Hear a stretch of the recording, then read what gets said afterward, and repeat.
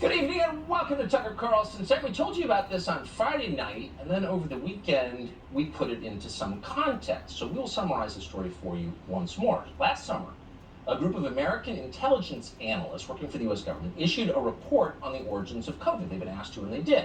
Now, these people work at CIA, NSA, a bunch of other agencies, and they concluded that the coronavirus may very well have been manufactured in a lab by the Chinese military. Turns out that's not a talk radio conspiracy theory. As a factual matter, it's a very real possibility. And if it's true, if that's what happened, and again, many highly informed people believe that's exactly what happened, that would mean the Chinese government is responsible for killing millions of people around the world. It would also raise questions, obvious questions, about motive. Why would China unleash a deadly virus on the globe? To the American mind, that is an unimaginable thing to do, but the Chinese government thinks very differently from the way that we think. And here's why. America has been the dominant power in the world for more than 100 years, since the end of the First World War when Europe destroyed itself. Empires destroying themselves always paves way for new empires, something we should keep in mind at the moment. So American attitudes about everything are shaped by generations of casual affluence. We're in charge and we always will be in charge. That's what all of us assume. But the Chinese government does not assume this about us or them. Until fairly recently, China was a poor country. There are still millions of living Chinese who remember seeing their neighbors starve to death during famines. As a result of that experience, China is very aggressive and very ambitious in ways that your average State Department official from Bethesda could not begin to comprehend. So would a government like that use COVID as a bioweapon? Well, why wouldn't it? The coronavirus reshuffled the global order. It crushed the American economy. It made China preeminent. If China takes over the world, and that appears to be coming, COVID will be one of the main reasons it was able to. So by definition, you would think we would want to know where COVID came from. That's a meaningful question. But Joe Biden doesn't want to know. He ignored the report he ordered. He ignored the findings of his own intelligence agencies. That's bizarre when you think about it. And if you think that's weird, how about this? This February, Biden canceled a counter-espionage program called the China Initiative. Now, the point of that program was stopping the rampant threat of our national security secrets by the government of China. But the White House decided, to very little fanfare, that somehow that program was racist, and therefore it had to end. And that means the Chinese government can now spy and steal with impunity. Not since Franklin Roosevelt colluded with Joseph Stalin has an American president done anything like that. But Joe Biden didn't hesitate. And then he kept doing things like this. Now Biden says he plans to end tariffs against China, tariffs that Donald Trump put in place and that China has been complaining about ever since. And not only is Joe Biden ending tariffs against China, Joe Biden's Justice Department has just arrested the man responsible for those tariffs. His name is Peter Navarro. He was the most effective China hawk in the Trump administration. Last month, Peter Navarro was handcuffed at a Washington, D.C. airport and dragged to jail in leg irons. Why? Supposedly because of January 6th. But Peter Navarro had literally nothing to do with January 6th. He wasn't even there. But Joe Biden didn't stop there. Steve Bannon was the other notable voice in the Trump administration, warning about the growing power and malicious intent of the Chinese government. In November of last year, Steve Bannon was also arrested by the Biden Justice Department, also on absurd pretexts. So take a step back. What's the message here? Well, it's unmistakable. Don't criticize the Chinese government or we will throw you in jail. Now, if you happen to be watching all of this from Beijing, as Chinese leaders definitely have been, you would be applauding. Joe Biden just arrested your loudest critics. How gratifying is that? Things are going well for you. You already control Canada, whose brain-dead prime minister is effectively a Chinese lackey. Now the most powerful country in the world is doing exactly what you want it to do. You'd be thrilled by this. You'd be especially thrilled to see Joe Biden destroy America's single greatest asset, which is its domestic energy supply, and make the United States entirely dependent on Chinese technology for wind and solar projects. If you're the Chinese government, this is the masterstroke. This is the checkmate. Once you control a country's energy grid, you control that country. And you would know that because you didn't go to Yale Law School. And you know something about reality as a result. And by the way, if you're watching all this from Beijing, you would find it especially amusing to have the President of the United States sell you his country's strategic petroleum reserve, even as he declared oil and gas off limits to his own population. If you could pull that off, you would know you were entirely in charge of the US government. You could make Joe Biden do anything. But of course, you already knew that because you've seen it in action. When American forces left Afghanistan, Joe Biden turned over Afghanistan's entire mineral wealth, which is vast, to the Chinese government. That would include gold and coal and oil and gas, lithium, rare earth minerals, resources the United States needs to make smartphones, automobiles, power our energy grid. But Joe Biden handed all of that to the government of China. And then he kept going. Biden also dropped the Trump administration's efforts to ban Chinese surveillance programs that pose as social media apps. That means WeChat and TikTok. Then Biden approved licenses for Huawei, which is controlled by the Chinese government, to buy auto chips. That gives the Chinese government even deeper control over the automotive supply chain in this country, one of our last manufacturing sectors. And then, as a humiliating flourish, a deep and groveling kowtow, Joe Biden signed a so-called climate pledge with China. China will ignore this pledge. Obviously, they already are ignoring it. But we will take the pledge seriously because that's the kind of country we are. And that pledge will further cripple our domestic energy production because that's what it was designed to do. It's all pretty amazing when you think about it, when you put it in context. Whatever helps the Chinese government, Joe Biden has dutifully done.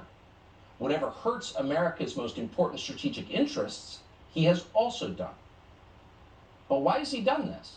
How did the Chinese government wind up with so much control over the United States president, over Joe Biden's behavior? We've been mulling that for more than a year. And that's why, since October of 2020, we have been on the Hunter Biden laptop story, because that seems like the key to this question. How the Chinese government got so much control over Joe Biden. Now, the tech companies have tried to censor that story at every turn. They're doing so again tonight, and it's not surprising why. They're beholden to China as well. But we've continued to pull those threads. So has the Daily Mail. In April, the Daily Mail reported that a whistleblower was in possession of 450 gigabytes of deleted material from Hunter Biden's laptop. The whistleblower's name is Jack Maxey. He'd gone to Switzerland fearing retaliation. We wanted to know more, so in April we flew to Zurich to meet Jack Maxey. Here's part of what he told us. So you've taken a look at the laptop, and you now believe that there are deleted files on that laptop that nobody else has seen, but that you have found and seen. Describe how you found these files. Well, my first purpose of this trip was to get the 128,000 emails, of which 120,000 were in archives on the original visible portion of it, and to catalog all of the text messages, most of which are also in archives. And we did that relatively quickly. I was just going to make copies for the Senate, the House, and all the state AGs, and see if maybe local sheriffs could start enforcing the laws that the feds wouldn't. And about day 5 of this process, one of my guys said, "Hey, Jack, I feel like there's more on here. Do you mind if I try some little tricks?" And I said, "Sure, go ahead." And within 15 minutes, he's like, "Oh my God, we just got 10 gigabytes of this, 5 gigabytes of this, that, and the other thing." Ultimately, we ended up with over 100,000 more emails that we've been able to scrape out of it, 80,000 images and videos. So you can say what you want about Jack Maxey, and you can dismiss him by calling him names, but the story he was telling was really interesting, tantalizing, in fact, given what we already knew was on the laptop. But for some reason, no one in law enforcement appeared to be listening or even care. But the Daily Mail kept going on this.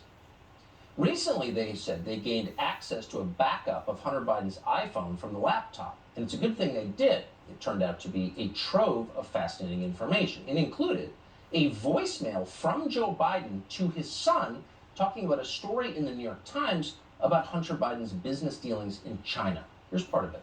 Hey, pal, it's Dad. It's 8:15 on Wednesday night. You get a chance, give me a call. Nothing urgent. Just want to talk to you. I thought the article released has been online. It's going to be printed tomorrow in the Times. It's good. I need to be clear. And anyway, if you get a chance, give me a call. I love you. So the context for that is complicated. Here's what's not complicated. Joe Biden has said on the record repeatedly that he had no knowledge of his son's business dealings with China.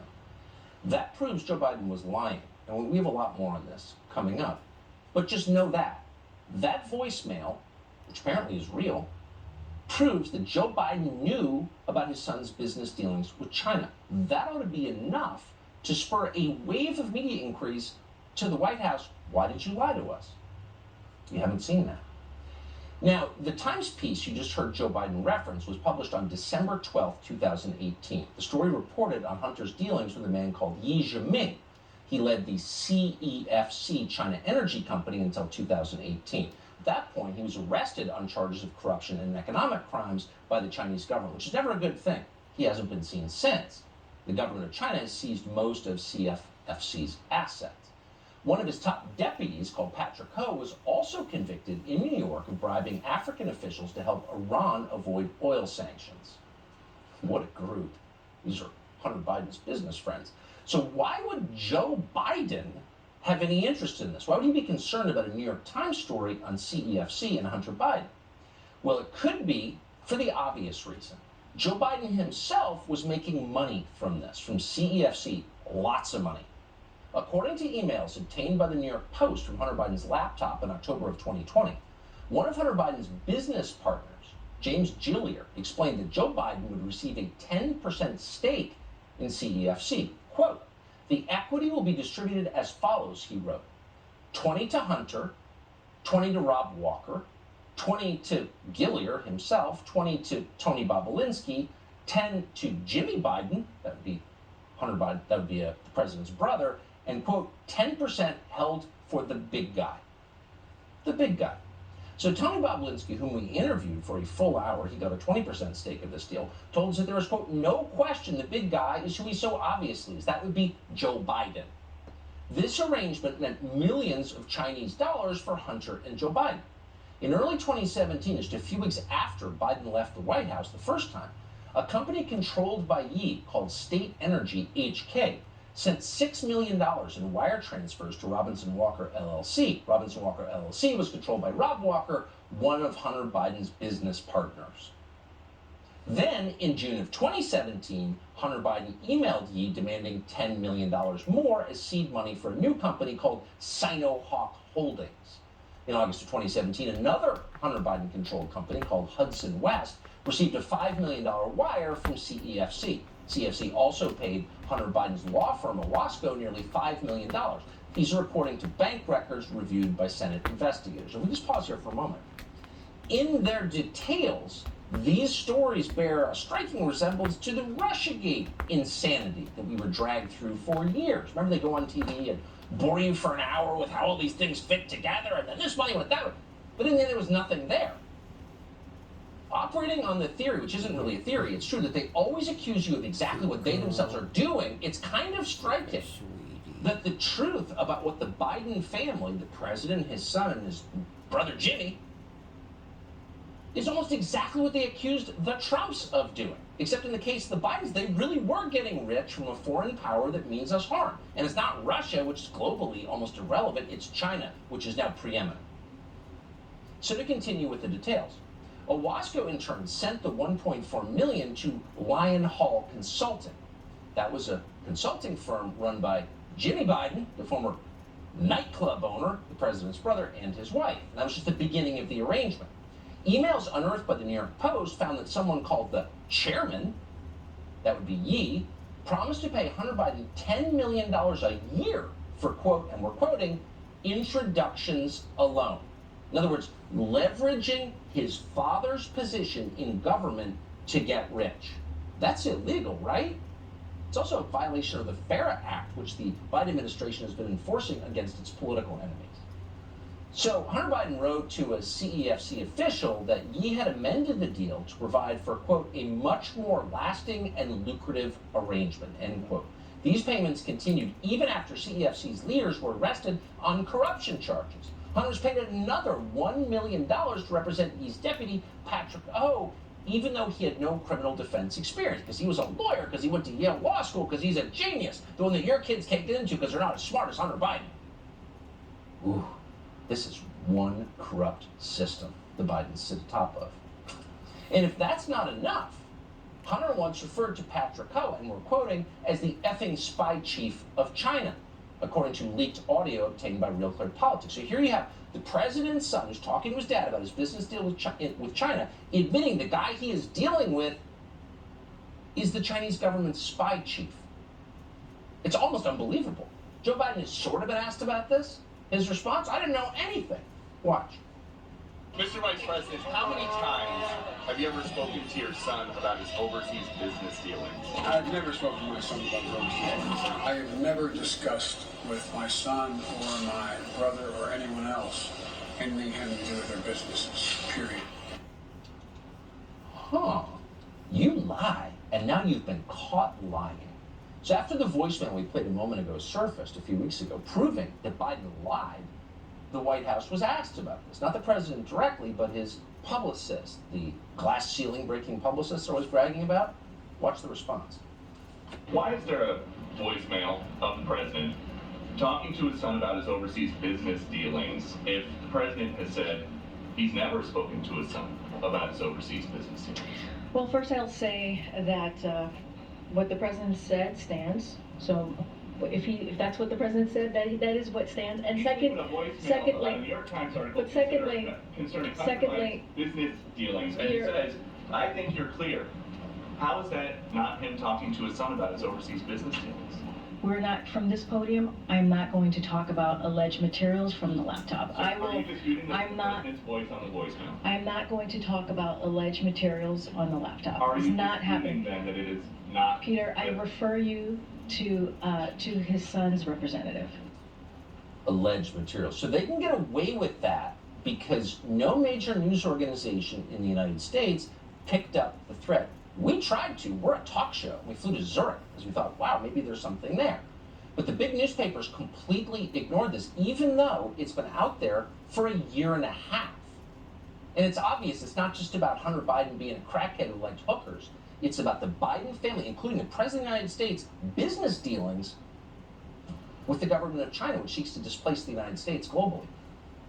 So because no news organizations would take this up, and because law enforcement agencies seem completely uninterested, the FBI has had a copy of this laptop for years now and done nothing with it, it's fallen to people like Jack Maxey to find out what this is about. So on Sunday, a programmer who worked with Maxey posted a live stream video outlining his intention of dropping Hunter Biden's entire hard drive online, along with clues for users to break into the iPhone and iPad backups.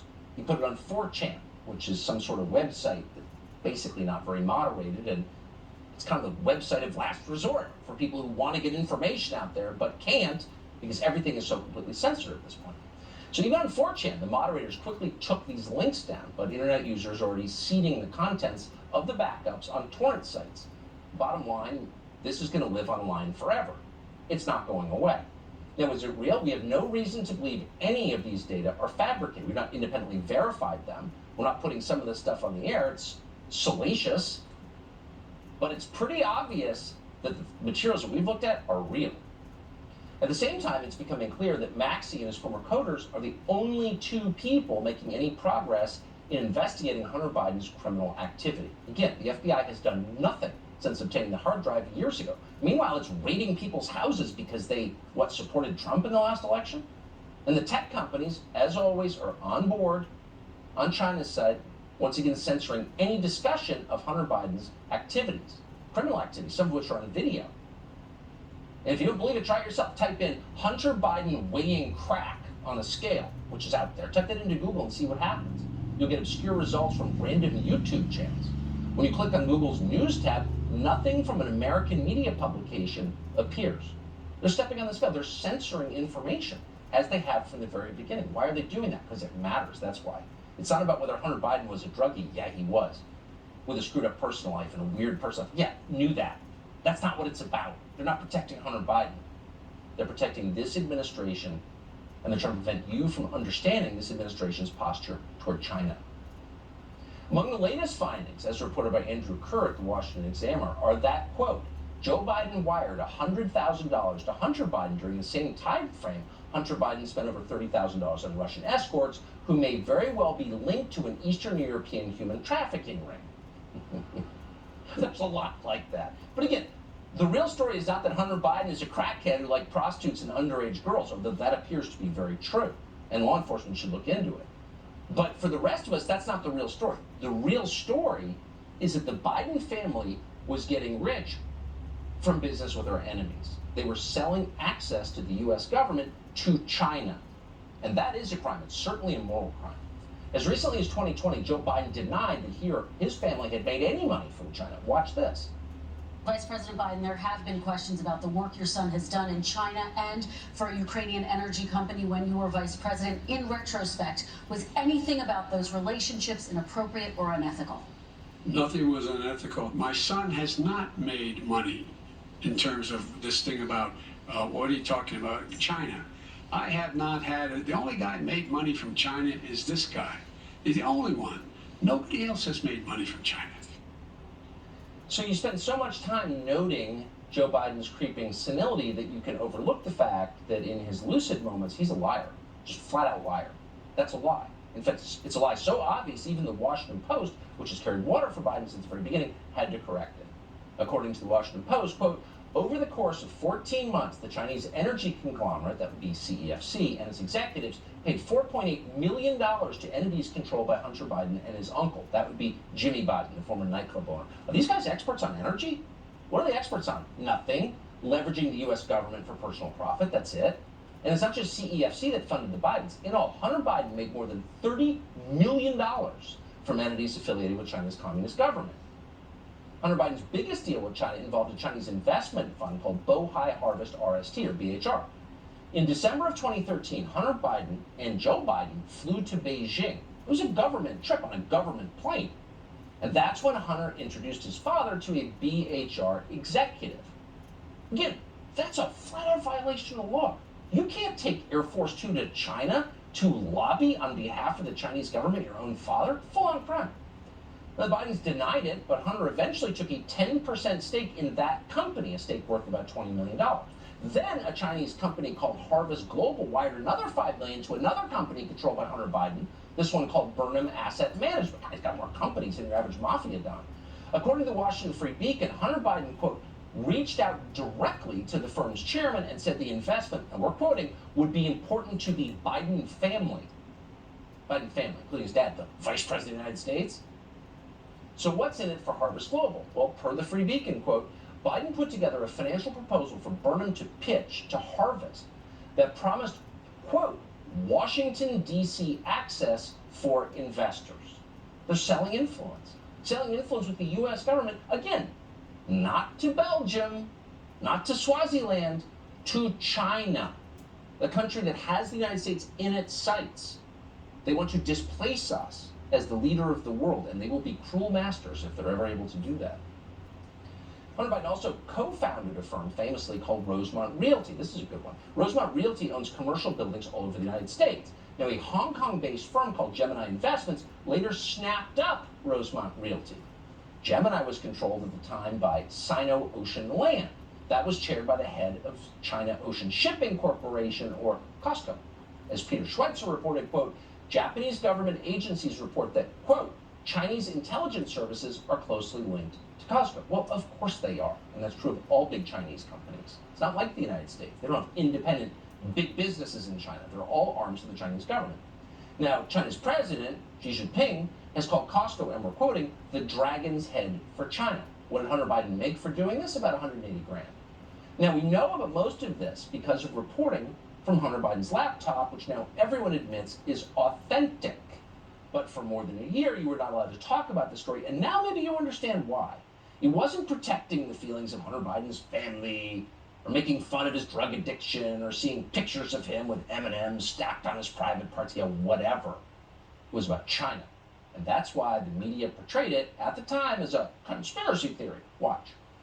When you look at this computer store owner in Delaware who allegedly received Hunter Biden's laptop, that is more in line with when you think about somebody who's a useful idiot. That's kind of the entry point that is kind of, a classic indicator of the potential presence of disinformation. Right-wing media has been focused on Hunter Biden, this laptop that intelligence officials have warned is likely Russian disinformation. Law enforcement is actively investigating whether the alleged Hunter Biden emails are linked to any foreign intel ops. The story is preposterous. So we're supposed to believe that Hunter Biden, in a drunken stupor, dropped off his laptop in, I guess, apparently QAnon repair office. So again, having been a rich country for over 100 years, Americans are not trained to think in geopolitical terms. We're not trained to think in terms of which country is more powerful than which other country. Who makes the decisions? Who's in charge? That's the way China thinks of everything. And so this story intersects with the single biggest story taking place generationally in the world, and that's the rise of China and the decline of the United States. And the Biden family participated directly in that shift of power from the United States to China. Now, in 100 years, this will all be very, very obvious. But in the meantime, do not be distracted. This is not about Hunter Biden arguing with a hooker about how much crack is on the scale. This is about our leaders, the Biden family, and not just the Biden family, selling out America, including its most precious assets, to the Chinese government. Well, kind of interesting what's happened in Sri Lanka. Mainstream news is complicit. You have seen an entire country collapse in the last couple of days on TV because they were dumb enough to implement the green energy policies that our leaders suggested they implement. More on Sri Lanka, a fascinating story, believe it or not, after the break. One of the great weaknesses of American institutions is they have a habit of falling for the world's dumbest fads. Remember the self-esteem trend in American education? Wall Street is even susceptible to this. ESG is the latest fad on Wall Street. Now, ESG has no real definition, but in effect, it requires companies and countries to shut down their most productive sectors in the name of climate change and equity. So because of ESG, Germany is now rationing electricity. Because of ESG, farmers are in revolt in the Netherlands. But the saddest victim of ESG is Sri Lanka. Once a prosperous country right off the southern coast of India, Sri Lanka has collapsed. Inflation is over 50%. Food prices are up more than 80%. This week, Sri Lanka's president and prime minister had to flee the country. Citizens stormed their residences, went through their sock drawers and swam in their swimming pools. Now, it was just a few years ago that the World Economic Forum published an article entitled, and we're quoting, "This is how we will make Sri Lanka rich by 2025.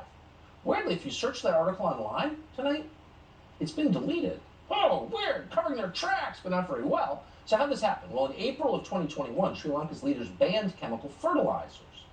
Now, 90% of the country's farms used chemical fertilizers. So what happened next?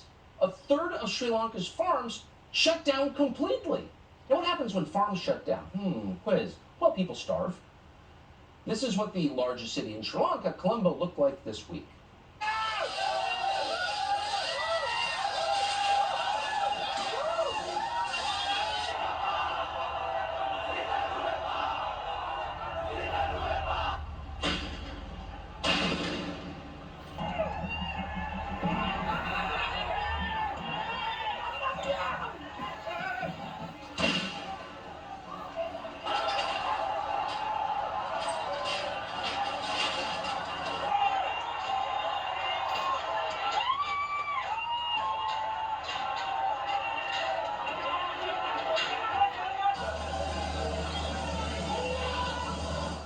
That's what the Green New Deal looks like in Sri Lanka. Now, we know what you're thinking. Oh, so pampered lifestyle liberals in the United States just destroyed something else. They did to Sri Lanka what busing did to American education, just absolutely wrecked it and then walked away like it never happened. So that's the downside. People's lives were destroyed. It's happened a lot. But here's the good news. Sri Lanka has a virtually perfect ESG score. Sri Lanka scores 98 on the ESG scale. That's more than double our score here in the United States. So we're going to need to step up our efforts to shut down farms. Peter Earle is an economist who follows all this stuff. Peter, thanks so much for coming on. ESG seems like the kind of idea that winds up in the pictures you just saw. This seems inevitable for any place that applies it. Yeah, definitely. And thanks for having me. what you see here is what's really happening in a lot of places, which is where you have ideologies, and in particular woke ideologies, replacing prices and markets. You get these sort of classic misallocations of resources. So it's what's so interesting is that these ideas come from woke Western liberals who are so painfully sensitive on questions of race. They did this to an entirely non-white country, completely destroyed the country. Will they ever admit that and learn something from it and stop doing it to the developing world, or will they just move on like it never happened? I think we have a pretty good template for that in the way they treat socialism. Whenever it fails, they say, well, you know, it wasn't real socialism. I'm sure they're going to say this wasn't real ESG, this wasn't a real green policy, something like that. I mean, that's the playbook. So Sri Lanka had a 98% ESG score. So, like, they won. Why aren't the people there happy? I mean, just because they're starving to death, but are there other reasons? Don't they feel virtuous and good about themselves? It doesn't seem like it. No, I have a feeling that you need a minimum of like 1,500 calories a day to really enjoy the fruits of this sort of like intellectual atrocity that's going on over there. I wish I had Sandy Cortez's cell. I would text her those videos and say, did the Green New Deal comes to Sri Lanka? Are you psyched? Peter Earl, I appreciate your take on this. Thank you, because it's true. Great to be here. So we told a story last week about a convenience store clerk in Harlem called Jose Alba, an immigrant from the Dominican Republic who was working at midnight on a Friday trying to give people lotto tickets and beer and was attacked by a violent criminal, defended himself, stabbed the guy to death. He was charged with murder. But then the girlfriend of the criminal turns out stabbed Alba. Wait, she stabbed somebody, not even in self-defense. Has she been charged? Oh, no, she hasn't. Why is that? I'll tell you next. Jose Alba came to the country from the Dominican Republic, and 30 years later, he was doing what he came to do, which is working. He's 61 years old, and yet Friday night a week ago at midnight, he was working in a convenience store in Harlem when a violent criminal walked in a dispute over a bag of potato chips his girlfriend was trying to walk off with, assaulted the much older Alba, threw him to the ground, grabbed him by the neck. Ultimately, Alba stabbed the guy. Clear self-defense. The video's online. If you haven't seen it, you should watch it. It's very upsetting. So then the thug's girlfriend shows up and starts stabbing Alba. Not in self-defense, out of rage, which is not allowed. But the Soros-backed DA in New York, Alvin Bragg, charged Alba with murder, but did not charge the girlfriend who stabbed Alba. So after public outcry, Alba's bail was lowered, but he's still in home confinement. He's still facing murder charges. The video that we just got from the New York Post makes it very clear that Alba did everything he could to avoid a confrontation with this criminal. Watch this. Oh, Papa, what's up with you? I don't want a promo, Papa. What's wrong with you? I don't do anything wrong. You don't have anything wrong. I don't want a problem with you. The guy threw the old man down and grabbed him by the neck. Now he's facing murder charges. Vita Fossella has served in Congress. He's now the borough president of Staten Island, probably the best borough. He's spoken out in defense of Alba. Vita Fossella, thanks so much for coming on tonight. Are we missing details? It seems like an incredibly straightforward example of self-defense by a virtuous guy against a thug. You're absolutely right. And this is wrong on so many levels. Those who know the trend in New York City know that crime was on the rise. Bodegas, which this guy worked at, robbed almost once a day. And they're in very confined spaces. They're vulnerable. They tend to be in very often low-income areas. And we also know that violent criminals have been let go. They get arrested and they're back on the street. And then along comes this poor guy, just earning a living, is threatened, assaulted, trying to defend himself. And if there's anything real and right in this country, is the right to defend yourself or your property. And rather than arrest the woman who stabbed him, this poor guy is facing 15 to 25 years in jail. So what we did just a few days ago in Staten Island, some folks may not know, New York City is comprised of 5 boroughs, 5 different counties. Each borough has its own district attorney. What we said on Staten Island is that if you get attacked, if you're assaulted, you have the right to defend yourself. And while they may put you in jail in Manhattan, Staten Island, you'll get a medal. And for some reason, we have this alternative universe that's been created where the victim has become the criminal and the criminal has become the victim. And what we want to say is, let's get our city back, let this guy go, and let's get the violent criminals off the streets. That's our message. Well, I mean, it's pretty obvious that members of politically favored groups are just not going to be punished, no matter what. and this Alba was not a member of that group, so he is being punished. But how can you not, if you're the DA, how can you not charge the girlfriend who also stabbed somebody and can't even claim self-defense? That's totally revealing, I think. It seems to be just absurd to insane. And anybody with a half an ounce of common sense looking at this video has to feel for this guy. And as I said, rather than charge the people who initiated this, threatened him, assaulted him, are now looking to put him behind bars for up to 25 years. Something's got to give. NASA is releasing its Webb telescope today or tomorrow. They're going to release images of New York City. It's a foreign land. In so many pockets of this community, it's a great city, it's a vibrant city, but too often we've ceded the streets over to the criminals. Yeah, it wouldn't be hard to fix it. Just do the obvious. Reward good behavior, punish bad behavior. It's not hard. Beat a facade. I appreciate your bravery. And that's, thank you. Thank you, Tucker. California is the prettiest state, not just in America, but in the world.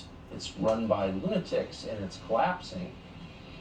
One video you may have seen this, if you haven't, prepare yourself, shows just how far it's fallen. Children wading through junkies as they get off the school bus. This is America. It's totally real. Not to be depressing, but you should see this. We can fix this. It wouldn't be hard.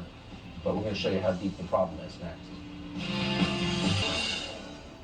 The sad humiliation of the state of California continues tonight. It's accelerating. Jason Rantz is a radio host in Seattle. People in California seem to like it. Hey, Jason. They don't mind. They vote the creek. Hey, Tucker, truly alarming video was posted to Twitter depicting San Francisco students getting off a bus at what appears to be the end of a school day, walking through a maze of drugged up, filthy homeless people who took over a sidewalk, reportedly on a public transit line in the Tenderloin district. Take a look at this video. Hey, bye, kids. Y'all get home safe, okay?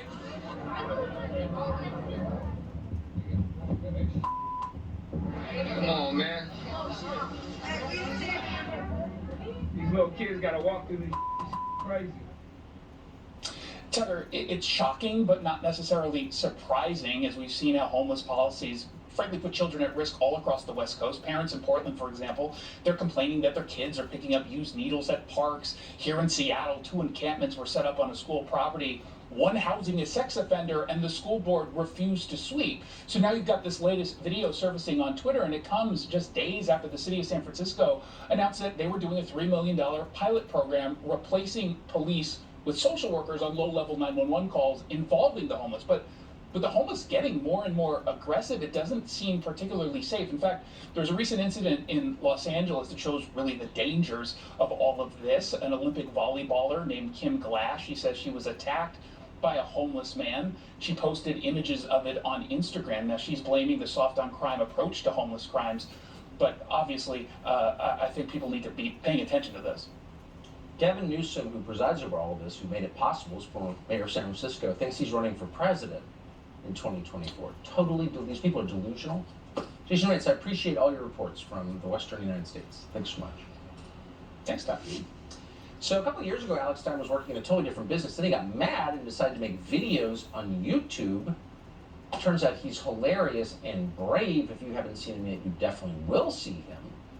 He'll show up at school board meetings in Texas, city council meetings in Seattle, drag shows for kids. Makes these amazing and very revealing videos. Anyway, for a brand new episode of Tucker Carlson today, we spoke to him about how he started doing this and why. Here's part of the conversation.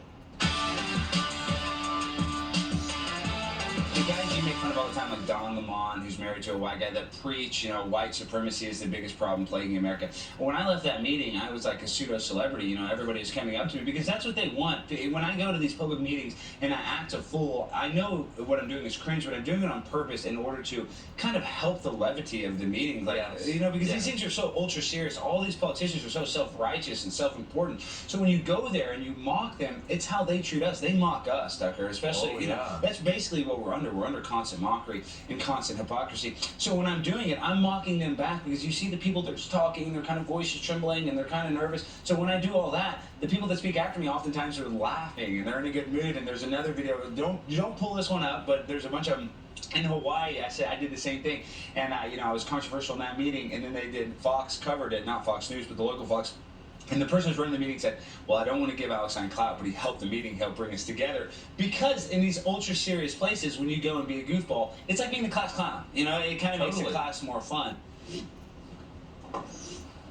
Alex Stein, a man who will be a lot more famous than he already is. Tucker Carlson today, 7 a.m. tomorrow, Fox Nation. More news in just a moment.